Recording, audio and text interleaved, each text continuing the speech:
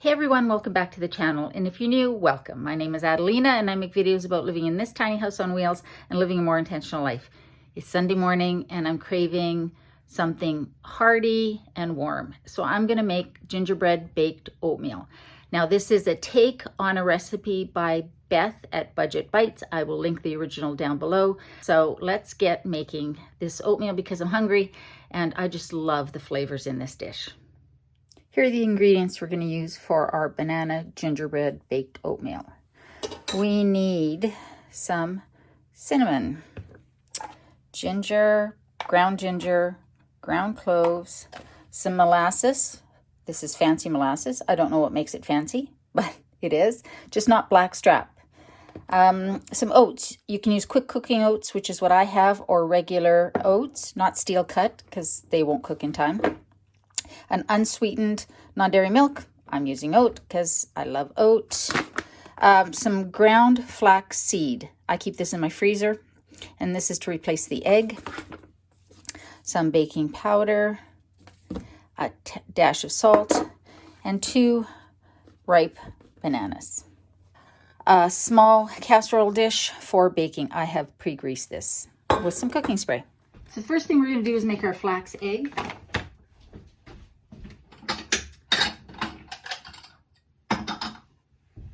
And you can use a flax egg in any dish that requires an egg, obviously not an omelet or anything like that, but anything baking, because flax seeds will give sort of that same binding ability that an egg does. So to make a flax egg, it's super simple.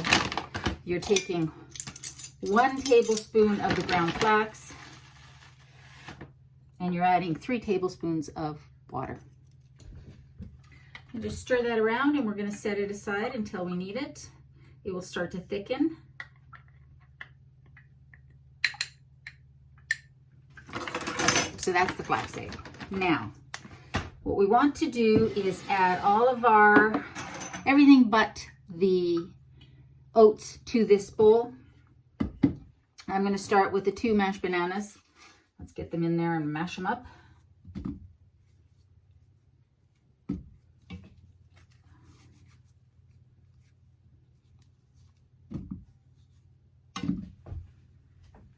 Put that in the composting in a second.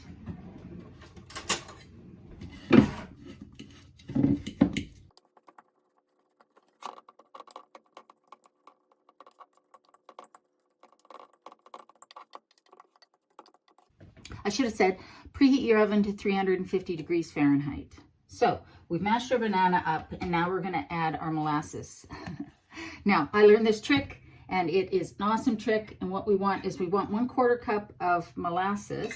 There's my 1/4 cup. I'm just going to use a dry measuring cup.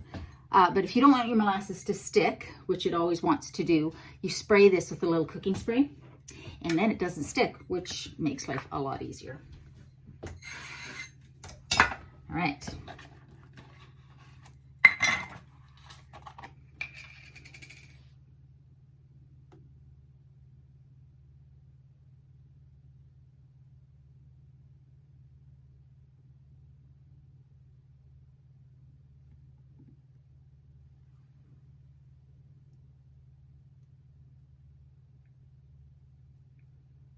There. So that is my trick for not having your molasses stick. What did I do with the lid? It's probably really obvious to you guys. I guess I'll find that lid later. All right, so we've added our molasses and our mashed potatoes. We've added our molasses and our mashed banana. Oi, now we're gonna add our flax egg in there. And now our other ingredients, 1/2 teaspoon of baking powder. I am making a small recipe. If you want to make something for a larger size family, like this will feed 2 people easily, probably 3. But if you are making this for a larger family, you're gonna wanna double this recipe. So 1/2 teaspoon of baking powder.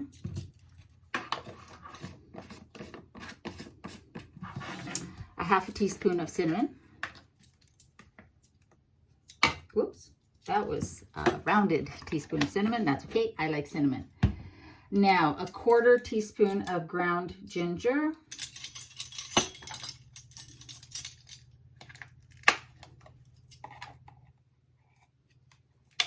And 1/8 of a teaspoon of cloves, ground cloves.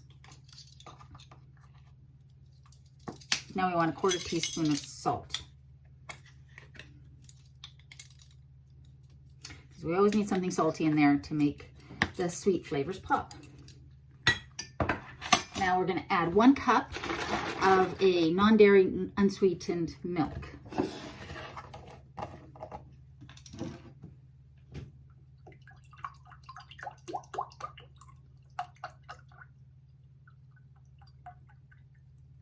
I often get asked why I use oat milk, do I use almond milk, things like that. I'm not a big fan of the taste of almonds in almond milk, which is weird because I like almonds on their own. So let's give this a good whisk so that all of the flavors, including especially that molasses, is all mixed together. So I like soy milk, and I like the fact that the soy that's used in soy milk is non-GMO and organic. But I really like the taste of oat milk, and I like to support the farmers. And oats are super easy to grow. They don't use a ton of water. Almonds do use a ton of water to grow.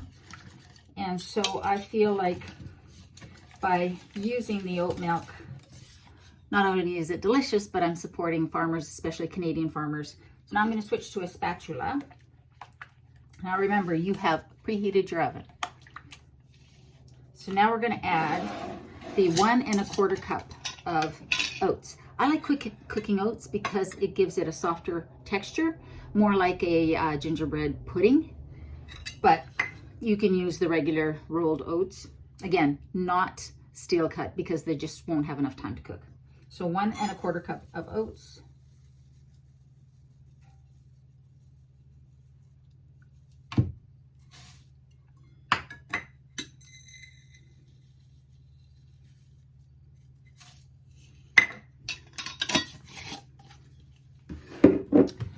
And now we'll give this a good stir. Now it's going to be pretty soupy, but that's okay. It'll thicken up in the oven. I am making a mess, of course.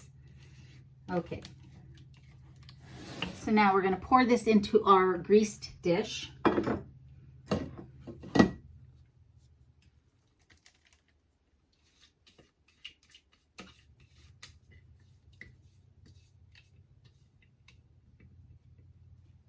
And I'm going to cover it with tin foil. Found the lid. Okay, so I'm going to cover this with foil. And then we're going to bake it.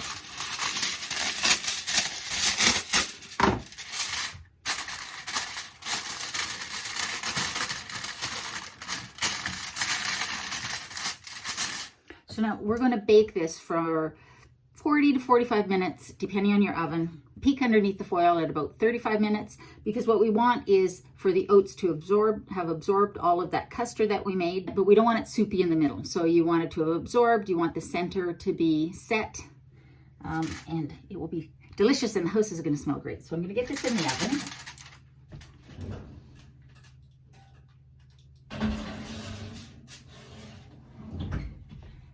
And we'll see you back here when it comes out. All right, it's done. So here's what it looks like. I've let it cool for a few minutes. You can see that it's firm in the center. And so now I'm going to scoop some out. So I like to have mine with a little bit of oat cream over top and a drizzle of maple syrup, which won't surprise any of you guys who watch my videos regularly. Canadian gold, as they say. So let's scoop some of this out. I like to eat mine warm, but you know, you can also eat this cold or you can heat it up. So, oh, it smells so good. So let's drizzle a little bit of cream on here. See that? This reminds me of the gingerbread pudding that I used to have as a kid. But it's not quite as sweet, obviously. And then just a little bit of maple syrup. Just to add a little something, something to it.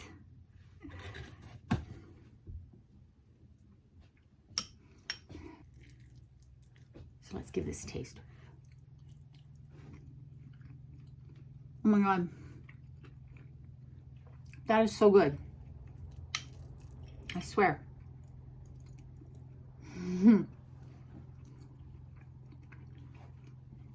You can taste the banana.